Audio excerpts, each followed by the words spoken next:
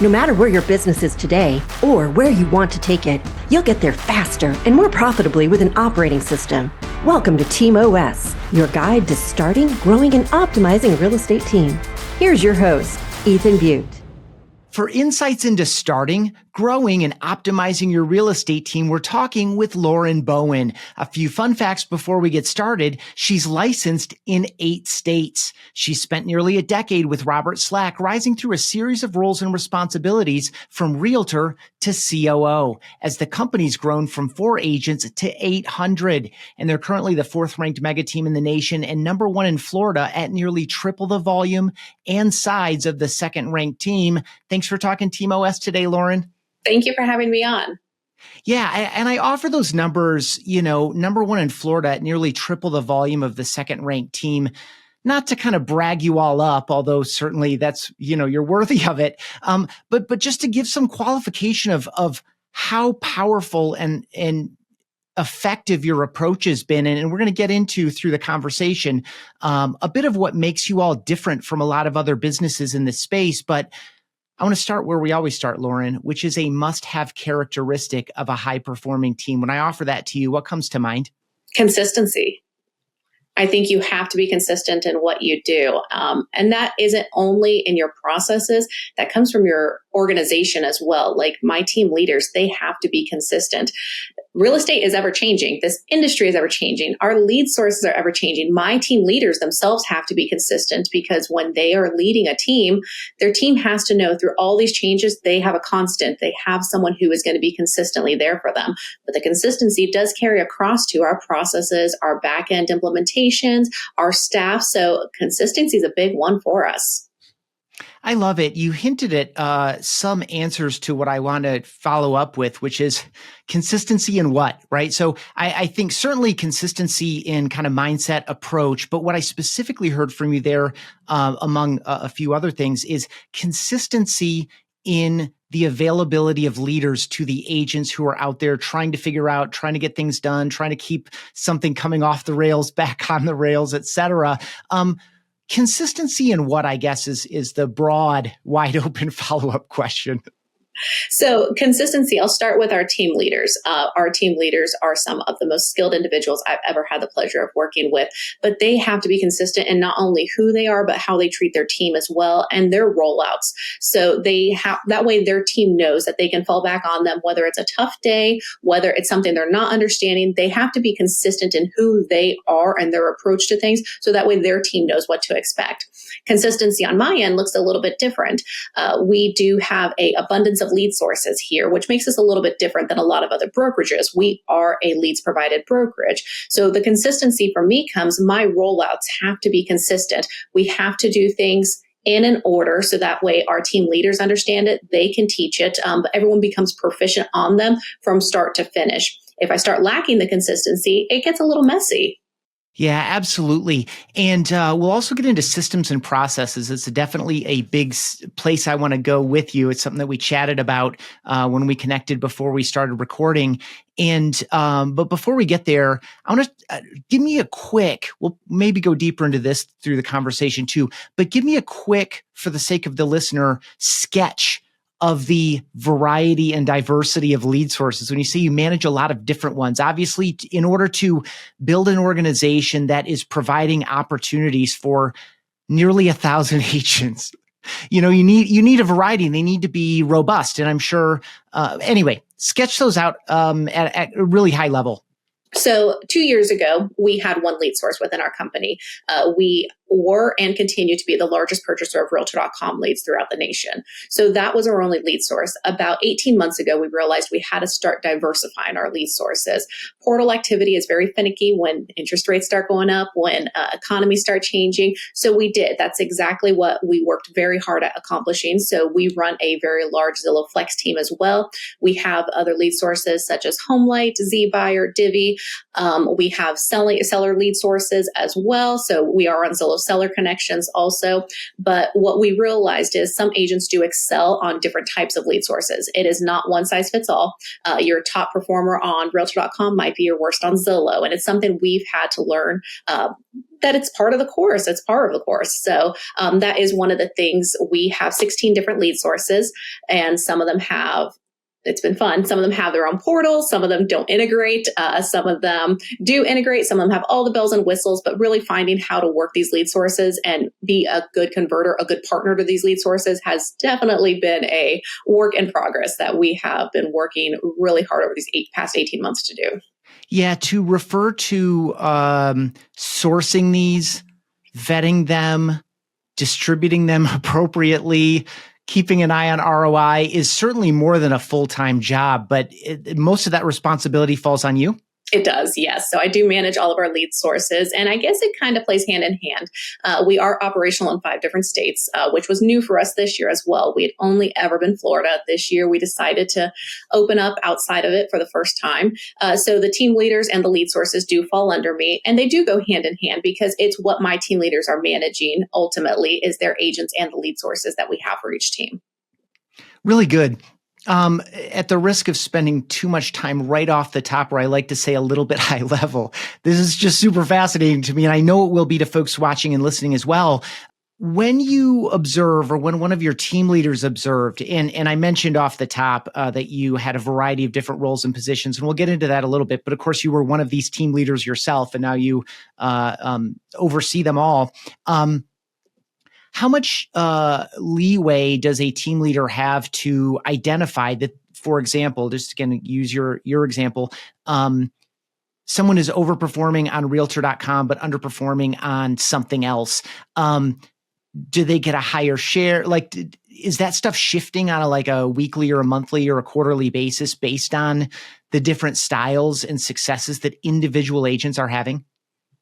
So we do give the team leaders a good amount of leeway in determining what lead flow and what amount their agents get. Now, I say that, but there is a caveat because a couple of years ago, we had agents that were getting 80, 90 leads a month, and our conversion was terrible. Oh, terrible. I won't even go into what it was, but it was terrible. So we started putting thresholds in place, and we started limiting the number of leads our agents got. So some of our lead sources, they get about 8 to 10 a month. Other lead sources, they get 20 to 30. And we do limit it though. The team leaders know if they're on multiple lead sources, here's where they have to fall. If they're on this lead source, here's what they get. If they're on this one, here's what they get. They do get some leeway. As long as the agent can convert them, I'm okay with giving them a bit more. Now, will we ever get back to the 80, 90? Probably not, because I knew what that conversion was. But they will, if they can convert at 15% and they're still getting 20% more leads, I'm okay with that. My team leaders, like I said, they're a great group of individuals. They know their team. They know what they're capable of. They know all the nuances. So I do lean into them to let me know, hey, I know they're at their capacity. Here's their conversion. We can do more. So I do lean into them for that. Love it. And I assume that there's training per lead source because of the nuances between them. And I would assume too that part of this, by the way, I love the idea of training into or earning the right to get more from this source or to have this source opened up to you by proving it out. But I would assume that in general, profitability is probably the primary driver for how much you're investing in a different lead source, who's getting what type of leads, et cetera. Speak to that at any level of depth that you would like. So we actually have a program for newly licensed agents, which we call Slack Academy.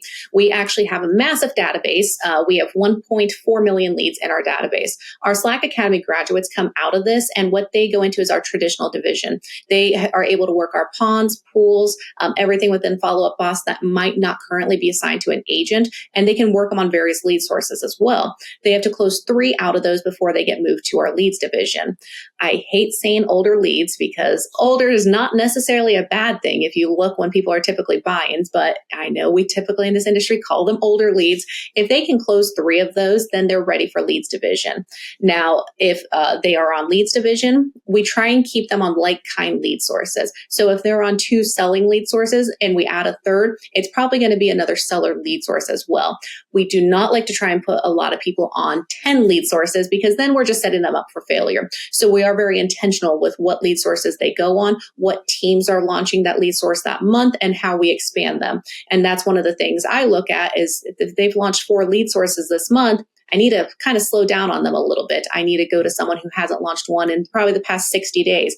They can handle a bit more. So there's tons of stuff we look at when it comes down to this, but, and I could spend all day on this. I actually love talking about it, but yeah, that's a little bit about it.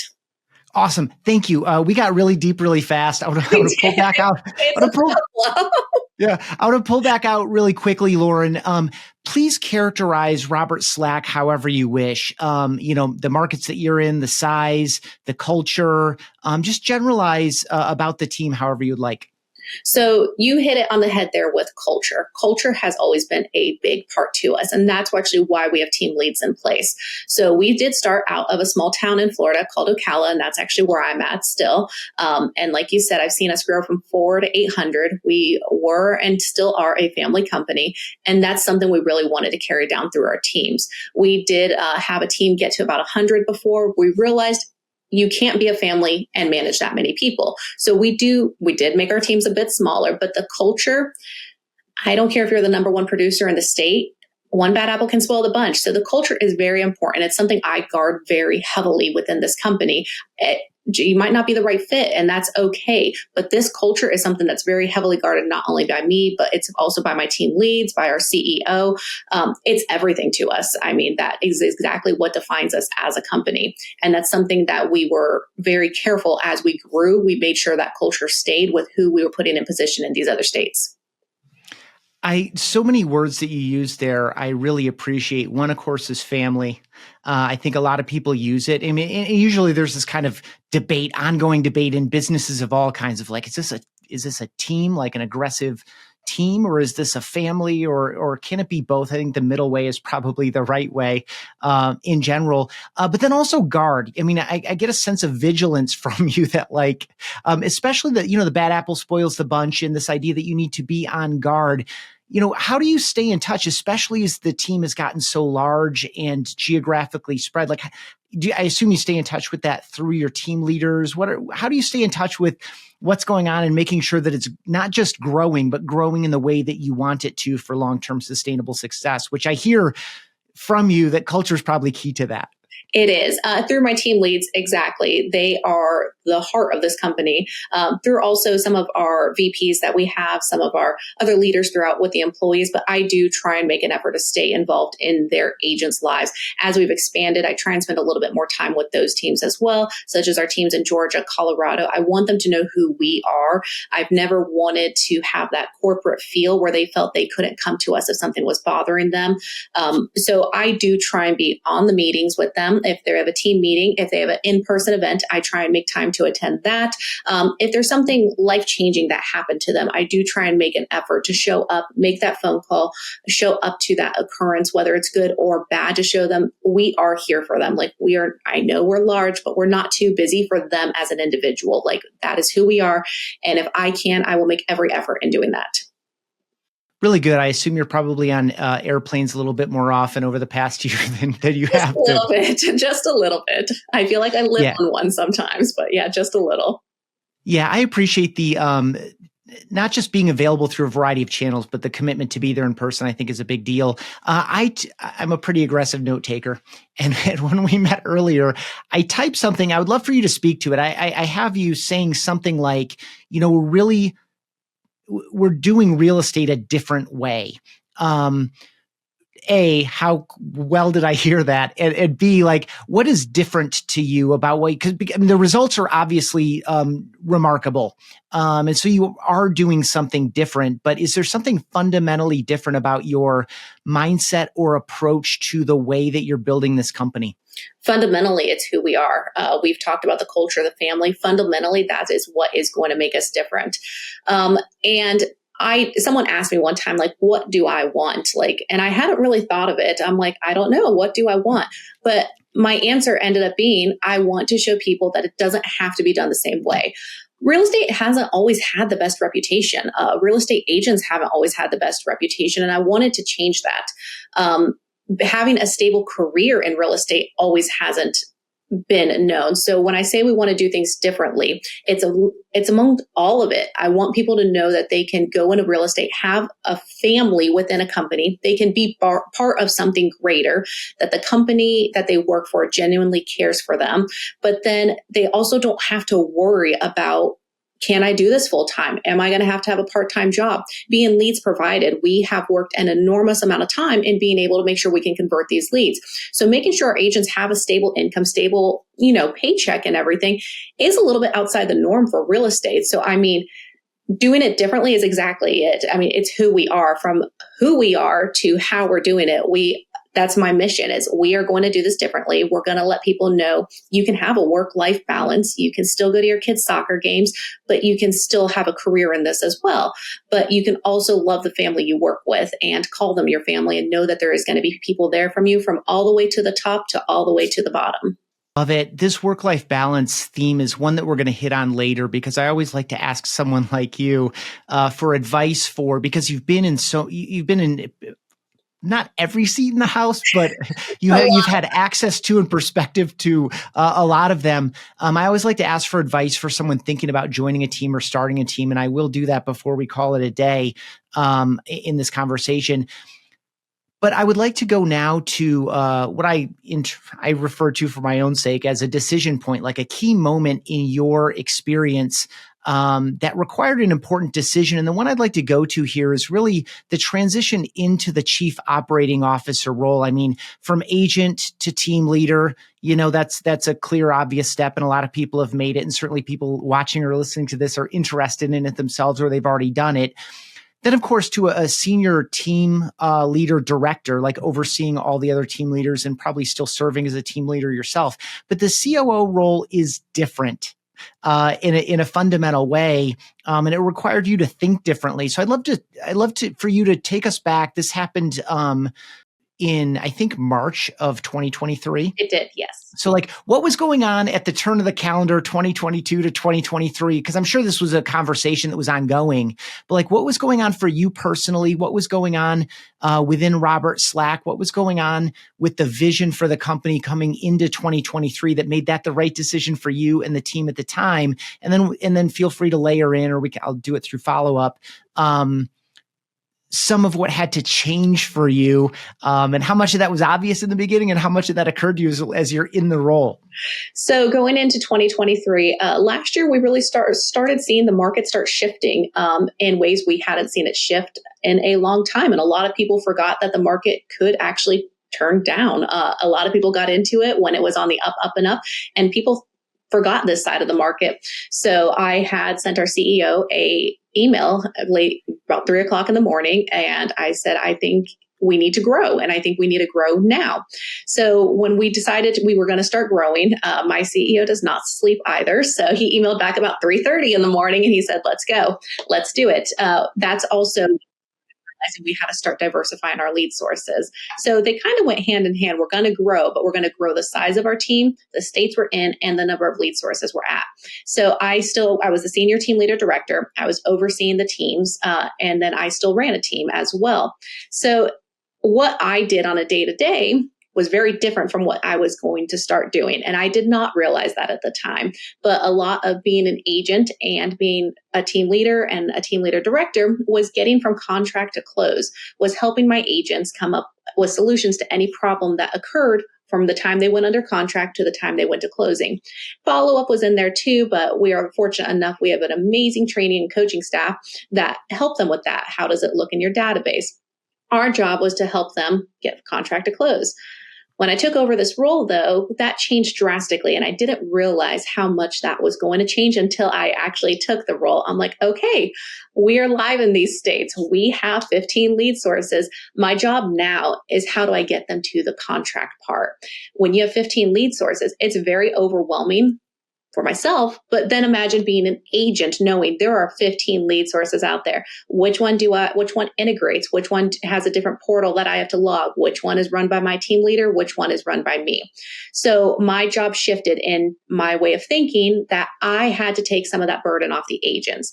I needed them to remain focused on how to get from contract to close, how to make it the best experience for their buyer or seller as possible, how to make it a seamless one, because let's face it, this is probably the largest purchase most people will ever make in their life. So as COO, though, I had to take, how do we get to that step? What processes can I put in place? What can I implement? What can I do to make it easier for my agent to not worry about logging it in this portal, put in an update every 7 days in this one? So this past year, I've spent an enormous amount of time in what can I do to make my agents' jobs easier? What can I do to take it off their plate? I'll put it onto mine to make them more successful. And that's a lot about what we've been focusing on this year. Okay.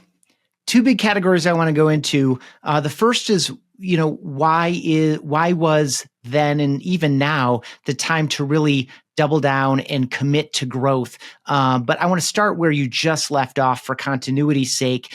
And that is, I want to figure out how to make agents' lives easier. I love that as a decision-making filter, as a process for figuring out, like, what are the next 2, 3, 4, 5 things we can do, sequence, prioritize, and figure them out. Some of it, now I'm getting into the question part of it. Some of it I hear as, let's create some systems and processes so that it's very obvious for them to know what to do, and let's move it into the training or where appropriate, let's coach to it as appropriate, et cetera. I would assume some of it is potentially hiring staff. And I think perhaps some of it might be acquiring new tools or something like that. Did I cover the main categories? As you're looking to make agents' lives easier, what were some of the solutions that you've looked to either at a high level or even very specifically over the past 8, 9 months? So one of the things, we did hire someone. We actually have a team of VAs that we were able to take the dashboards that did not integrate with Follow Up Boss off their plate.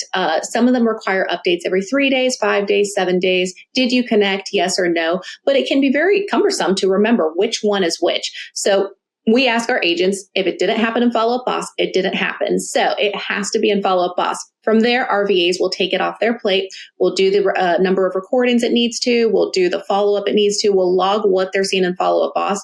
But that has taken about 8 dashboards off the agent's plates. So they just have to realize, after the showing, great, logged it in Follow Up Boss, logged the outcome, we're on to the next. They don't have to worry, which lead source was this?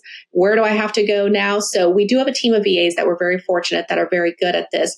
Now, they also are trained in Follow Up Boss. So if there isn't a update in there, they can go and tag the agent saying, hey, what happened with this showing? Are we moving forward? And it kind of puts it back in front of the agent to let us know what did happen.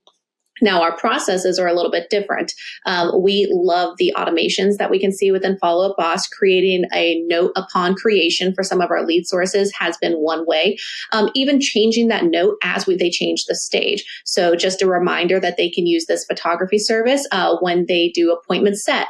Don't forget, we offer these tools if you're going on a listing appointment. Don't forget, just little reminders that put it back in front of them. So don't worry. We know this is a lot, but you are on the next step. Here is what you have to do. And then, I do need to get a pre-listing presentation emailed through our listing team or my digital marketing presentation.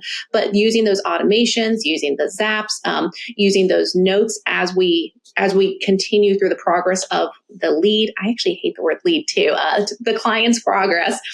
We can update that, but we also just try and make it easier for the agent. Yeah, really good. That VA layer. So the VA layer was relatively new, or the way that the way we were utilizing them was relatively new. We had VAs probably for the past 2 years, assisting our agents in follow up, bringing them on and helping at a more corporate level with our lead sources was something new.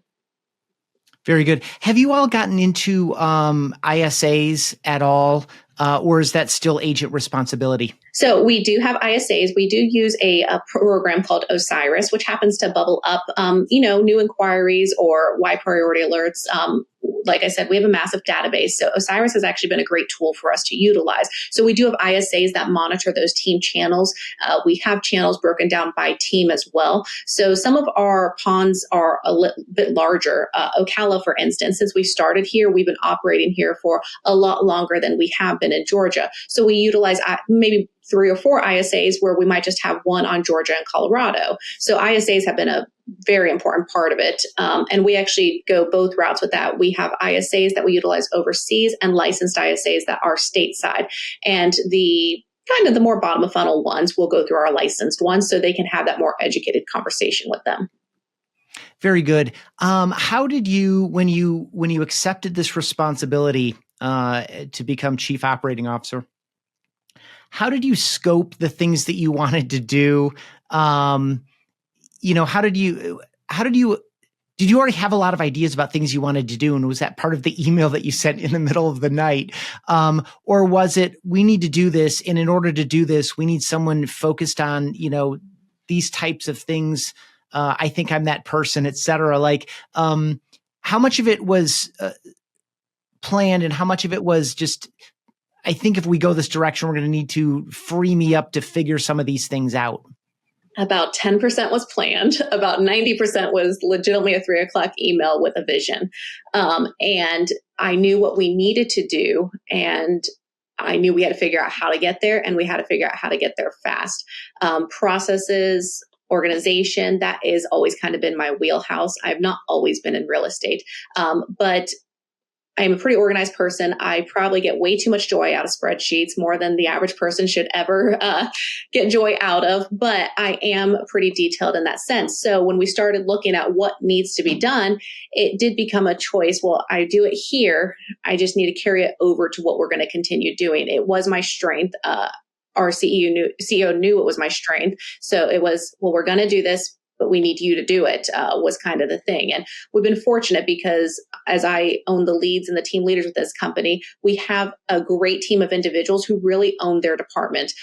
We have our VP of operations. She is a great oversight over our in-house operations. We have a listing department. We have a recruiting department. And each person genuinely loves what they do and takes ownership of it. So when we grew, we just knew the ownership of growing and the lead sources and the team leaders would fall to me. It's pretty safe to say I'm not going anywhere. So that's why we made the decision I would be the one to help grow it. Really good. So when I like spreadsheets. I don't know that I would spreadsheet.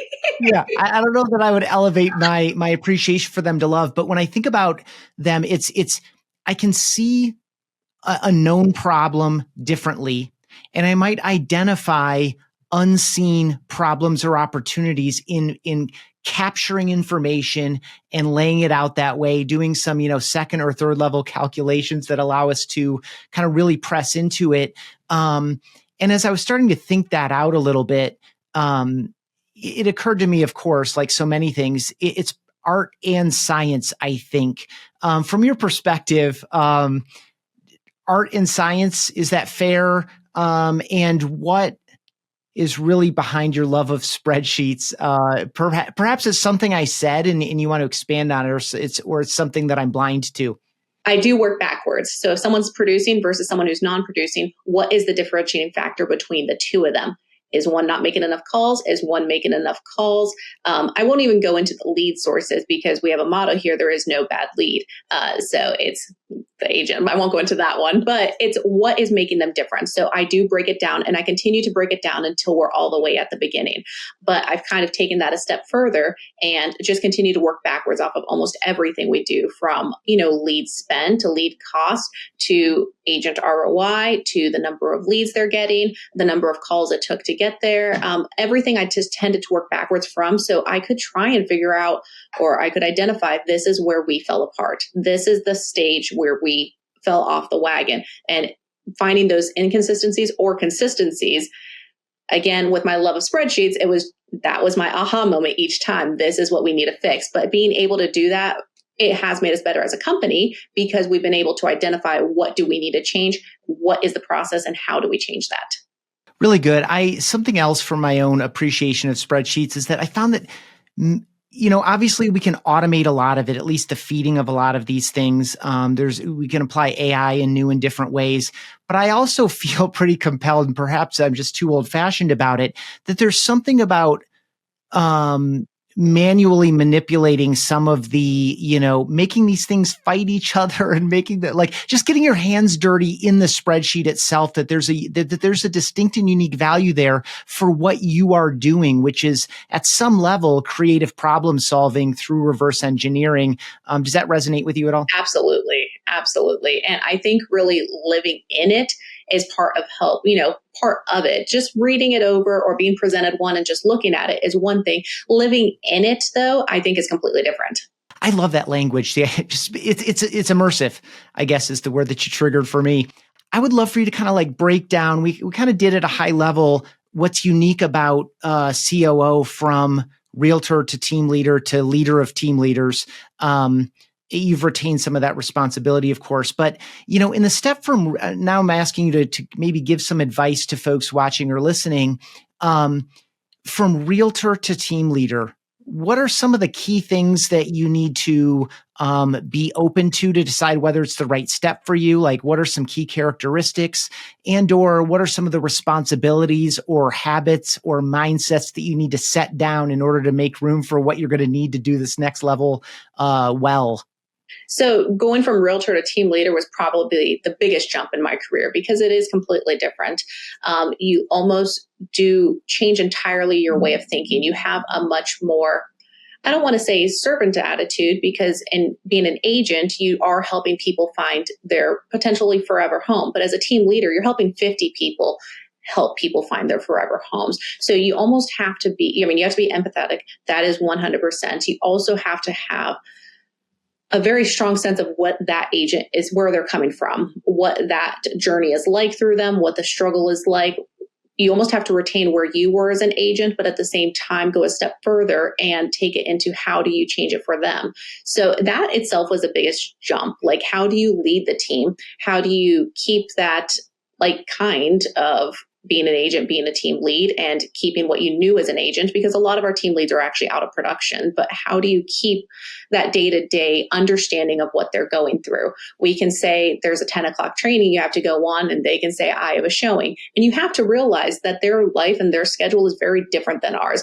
And understanding is a big part of it. Being empathetic is a big part of it. Problem solving is a big part of it. But also knowing it's not for everyone. If you don't want to be in front of your computer all day, if you do not want to be fielding phone calls till 10 o'clock at night, if you don't want to be helping someone write a contract at 2 o'clock in the morning, it might not be for you. But for us, that's what our team leaders are there. When we say our team leaders are there for you 24/7, we genuinely mean it, because you do need that consistent person you can always go to. And I think we go back to one of the things we pride ourselves in is that consistency, because there are a lot of times in this industry you feel lost, and that's one of the things we've tried to field in as a business, is getting that sense of lost away. You always have your person.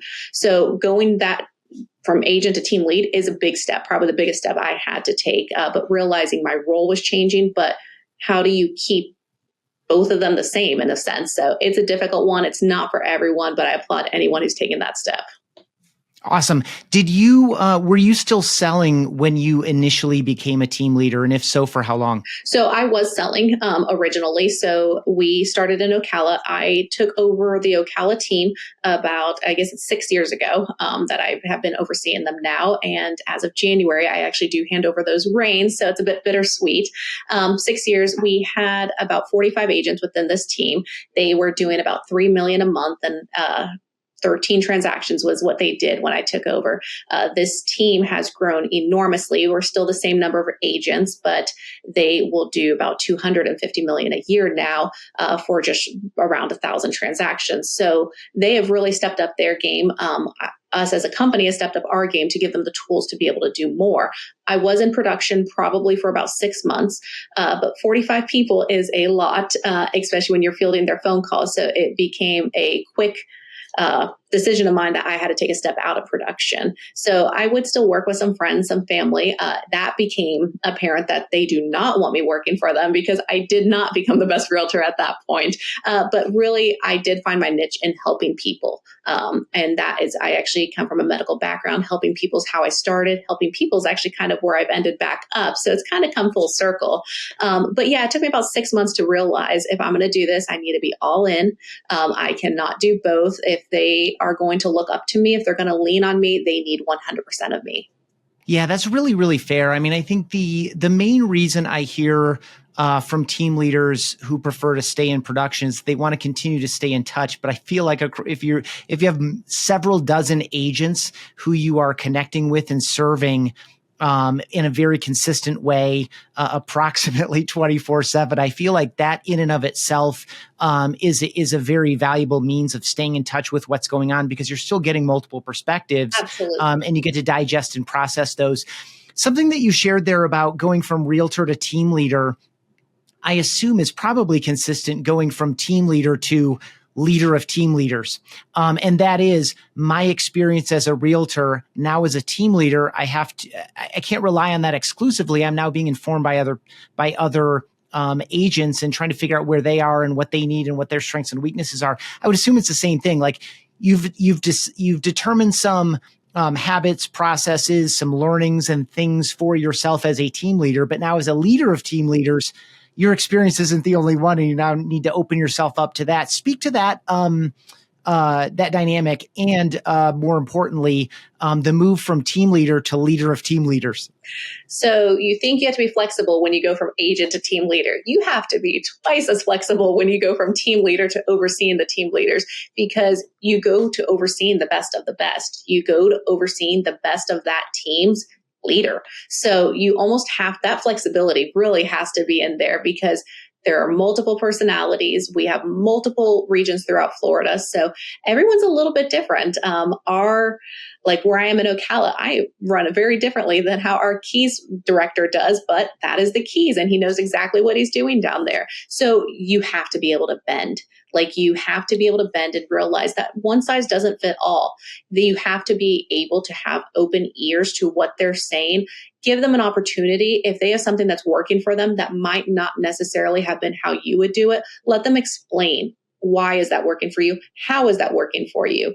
Now, at the same time, if it's not working for them, show why that might not be the best route to take. So it is, I mean, there's a lot of bending, there's a lot of give, there's a lot of take, but it also, you almost learn more yourself being in that role than you did any other, because you're able to see 16 different variations to do one thing. Sometimes not all of them work. Sometimes you end up down to 5 variations because 11 of them weren't working, and that's up to you to decide.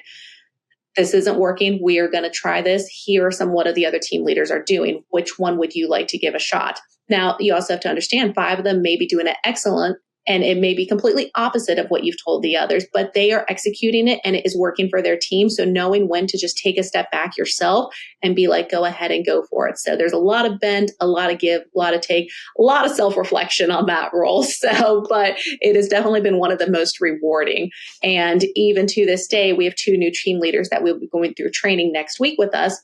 I've invited our other team leaders in, because even though I still oversee the team leaders, my way is not the end all. So there are some team leaders who excel in areas that I would like them to show how they're doing it, to talk about why they did it that way. But again, leaning into their expertise and knowledge. Really good. I appreciate this theme so much of flexibility and bending. And also something I didn't think about until you said it is, you know, when you go from realtor to team leader, assume that you're all approximately in the same market. I mean, you specialize in different zip codes or neighborhoods or zones or price points or whatever. There's some nuance there. But when you go from team leader to supervisor of team leaders in multiple markets, there are dramatic, I mean, you mentioned the Keys, but like, you know, Georgia, or Colorado, or, you know, the geography itself adds a completely unique layer of complexity or call for flexibility that the move to team leader itself doesn't. I would like to have you, just while we're in this kind of team leader zone, very high level, very broad question. What are a few key characteristics of team leaders? I know you said that different people can be successful in different ways in their own way, but what are some, when you think about the best team leaders you know, whether they're inside Robert Slack or other folks that you know within the industry, what are a few key characteristics of a great team leader? That one's going to be tough. And really because there's such a blend of unique personalities. how much they're going to protect the culture of this company as well. I don't even know if that's really a characteristic, but how much they value this company and what we have to offer and who we are.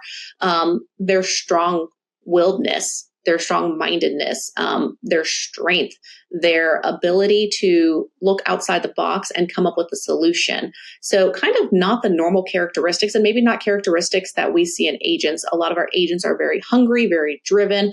Our team leaders are more servant-minded and want to help a greater group of people. So whereas our agents, and I love all of our agents, and this is not a negative in any way, are very driven, very motivated. We are going to do 50 million this year. We're going to sell 100 homes. Our team leaders, how can I take you to that next step, and almost breaking it down. So their characteristics are very different than our agents. But they almost have to be a bit stronger. They have to be a bit more open-minded. They have to be empathetic. There's a lot that goes into being a team leader that most people probably wouldn't realize. Yeah, absolutely. And some of those strengths might carry over from being an agent. But again, unique challenges, unique skill set completely. And you characterize it, just as a reminder to folks watching or listening, as of all of your changes in roles and responsibilities, that was the biggest change in role and responsibility. I'd like to double back now to the way that you opened up this 3 a.m. email moment. And it was the idea that the market is tough. Interest rates climbed quickly and dramatically in the year leading up to this change. Inventory kind of like froze up a bit in most markets. I don't know about Florida in particular or any of the other places you operate, but it became a tough market in a relatively unique way. We've seen all of these things happen before, but not necessarily in this combination or in this sequence. So in a tough market, a lot of people will maybe look to hunker down. And just kind of like try to stay steady, batten down the hatches. Some folks will obviously leave the industry, or look for another change within it. But for you, you and Dan saw an opportunity to step on the gas and really go. Like, what is it about a challenging market that makes it such a great time for someone to really invest and double down in growth? What are some of the necessary precursors? Like, what was going on inside Robert Slack where you knew that this wasn't just something you personally wanted to do? And if we can just muster enough courage and energy and momentum and buy-in, that we can start going in this direction. But I assume that there was something you saw in the organization, some aspect of it, some characteristic that said, this is something not only we can do, but this is something we should do, and we'll be able to do it well. What is it about this market or a challenging market in general that makes it good for some folks to really look to grow rather than just to kind of like stabilize and hunker down? So you're absolutely correct. Interest rates basically went up overnight. Even in Florida, we saw the inventory kind of come to a halt. No one was wanting to trade those 2s for the 8s in interest rate. We have the lawsuits out there going on. A lot of people became fearful on what the future of real estate looked like for them. A lot of seasoned brokers became worried. What does the future look like? Some seasoned brokers decided, I'm not doing this anymore. I don't have the fight in me to do this anymore. Some of the smaller brokerages, when these interest rates went up, portal activity went down. We are not the only brokerage out there who is a lead driven company. So under delivery of leads was a real problem amongst some of these smaller brokerages. It was amongst our brokers too. I won't say that it wasn't. But how do you navigate that? And for 9 years, we have been trying to perfect this brokerage. And I'm not using that word lightly. We have been really trying to create a well-oiled machine. Last year, I knew we were there. We have probably the best corporate staff that I have ever had the pleasure of working with. When I say these people love their job and own their job, I absolutely mean it. They come into work each day, they give it 110%, and then they say, what else can I do? So our corporate staff was there. So when we saw the market start shifting, we saw everything start changing, we realized not every company was in that position. Not everyone had the corporate staff to take on these burdens that were now going to become a thing. Not every company could take on the changes that might result from these lawsuits. And not every company could even just give their agents the number of leads that they had promised them. So we knew we were in a good position to grow because we had the corporate staff. We had the relationships and we had the will to do it, and we knew we could. So everything we perfected in Florida, we knew could sustain outside of our walls too. So we knew when we opened up Georgia, we were very fortunate to open up with one of our own that had moved there from Florida. When we moved to Colorado, we had a great team out there that had saw the vision we did. They took a leap with us and knew that we could do this. What they had seen within our walls, everything we had built, it was our time. And it was because we've been working 9 years to make it better. Not saying we're perfect as it is. Perfection is something we do keep striving for. I do believe each day you can work on something to make it a little bit better. And for 9 years, we had been doing that. So it was that time, like we're about as strong as we're going to get, and we need to go while everyone else was starting to take a step back. So it was a big turning point for us, but it's one I'm so happy we decided to make. Really good. I mean, what I hear in that, like like a high level takeaway is, hey, this wasn't just a decision we made. We spent 9 years building a rock solid foundation. We had a little bit of a test going a little bit up north, and then we said, okay, this is valid. Let's do this. And I think that foundation of who we are, what we're about, how we're doing it, the people that we've built this with, and the people we've attracted into the organization, this whole thing is a testament to the foundation that you all have built. And I'm excited for you to see what's ahead in this year of 2024. I would love for you to, this is kind of a big, vague, kind of unfair question, like a couple I've lobbed at you already. But you could do with it whatever you want. I just want you to like speak to the zone. You know, I think a lot of people say, these leads suck. This is not a great place for leads. Like, I feel like a lot of the qualification, because, you know, you all, again, were the top spender with Realtor.com. And someone else is going to say, oh, Realtor.com leads, those aren't good leads. And the reason I want to ask you this is twofold. One, you're evaluating a variety of lead sources. And two, you said there are no bad leads. You were also careful to say old leads. That's not fair language. You were also careful to say leads. I kind of don't even like that language. And so what I'm essentially teeing up is for you to argue in your own language, something that I would argue too, probably. I'm assuming this is where you would take it, is it's not the source. Although there are some numbers there that need to make sense, you know, it needs to be a profitable lead source.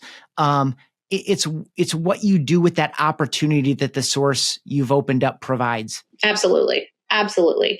And I mean, I do hate the word lead. These are people out there about, you know, these are customers, these are clients, these are future friends of ours. So lead is something I use just because it's a lazy term of mine. We call them leads coming into our system, and I've gotten lazy and just continue to use it. But there is no bad lead. There is someone on the other side of that screen who took the time to fill out their information, requesting more information on a home, on the home buying process, on inquiring to sell their home. Someone took the time to do that. Now, it does fall on me a little bit. How do we work that lead? And that's where, you know, that step of mine came in. You absolutely correct. We had heard time and time again, the Realtor.com leads suck. Are you working them? How many times did you call them? Great. You called them once the first day. No, that's not how this works. We know the average time to call them. It was 12, I believe, last year. I think in some instances, we've seen it's up to 27. Our average has increased on this, just like our contract or our time the lead comes in to the time it's under contract is a little bit more these days. It's probably actually almost doubled what it was last year. People are taking the time. They're watching the market. They're a little more careful on pulling that trigger in the market we're in right now. So when we hear people say that, I am one who fully believes there's enough business for everyone. And I will genuinely ask them, well, what is your process around it like? You call them once. Great. You send an email, you don't call them. We have a bigger problem. Okay, so you call for 2 days. That's great. But that isn't going to work. So we utilize our tasks, we utilize our appointments, we utilize our ISAs, call center. A continued follow-up has really made the difference upon all of our lead sources. Calling them once is not going to cut it. Calling them twice is not going to cut it either. But a continued follow-up is going to. And that's exactly what my job kind of went back to is, are the action plans for each lead sources on point, referring back to that lead source and how you know us, making sure if it came in, let's say from a lender site, knowing this is, if you're going that route first, we're here to help you. Here's how our jobs are different. Great, stay in contact with your lender, but when you're ready to see houses, I am here. And being consistent with that, to being consistent upon all lead platforms, making sure you stay in front of that client, making sure you are letting them know you're genuinely there to help them. But one phone call is not going to cut it. Two isn't going to cut it. And really, that's what we found out was happening when these people were saying that they were awful leads. So we are fortunate we have been able to diversify, but I can't say we have a bad lead source. We have some that might take longer just because they're at a different part of their journey than others. But I can't say we have any that are bad. It's just they are going to have to be worked differently and different aspects of it. And again, that's one of the things that I've been working on to try and identify to make it profitable, to make it have a good conversion, but also be a good partner to that lead source as well. So much good stuff in there. I have a bunch of follow-up questions, but for the sake of time, we'll do it maybe in another conversation. And that, folks, is why we have a 60-second back button in our podcast players or in the YouTube app. You go ahead and use that. And what Lauren just shared there is something that someone you know probably needs to hear. So feel free to share this episode with someone you know as well. It really is about the consistency and how you approach it. I think I heard a lot of mindset in there too. The language you used that most warmed my heart was, these are future friends, in addition to being, future transactions. And I think if we approach it that way, it's that, and this is going to sound a little bit soft or woo-woo or something. When you approach people in that way, it's a difference that they can feel, whether they can consciously identify it or not. And so anyway, this has been great, Lauren. I appreciate you making this time for me and for everyone else. Congratulations on all of your success. Best to you in this year ahead. Before I let you go, though, I have 3 pairs of questions. Oh, goodness. And you can take either one. You can take either. Some people want to answer both, but you can take either one of these. What is your very favorite team besides the Robert Slack team? Or what is the best team you've ever been a member of or been a part of? I'm going to take the second one. Best team I have ever had the privilege of working on. It goes back to what I was saying earlier on helping people. So I actually started in the operating room, and most people don't realize there's a whole team in that. So I worked on a surgical team, and we kind of called ourselves the phantoms of the operating room because most people don't even know that team exists. But you have a very skilled team from your surgeon, anesthesiologist, nurses, techs who make sure everything that happens in there goes smoothly.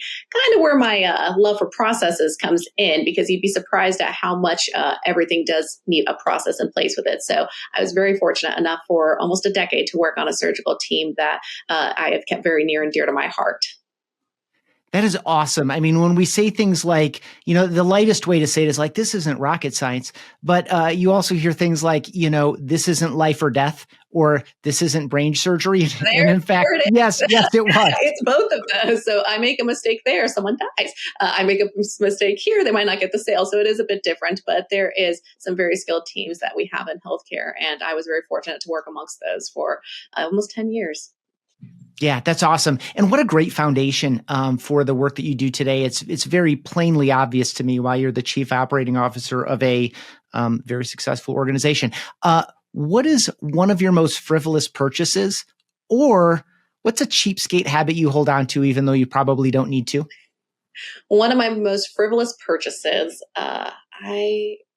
shoes. And I think my closet begs to differ that it's not just one frivolous purchase. So I will go with that. I definitely love shoes. And that's just a problem at this point. Okay. Well, awareness is the first step if you ever choose to recover. It's optional. Last one for you. What does it look like for you to continue learning, growing, or developing? Or what does it look like for you to kind of unplug and rest, relax, and recharge?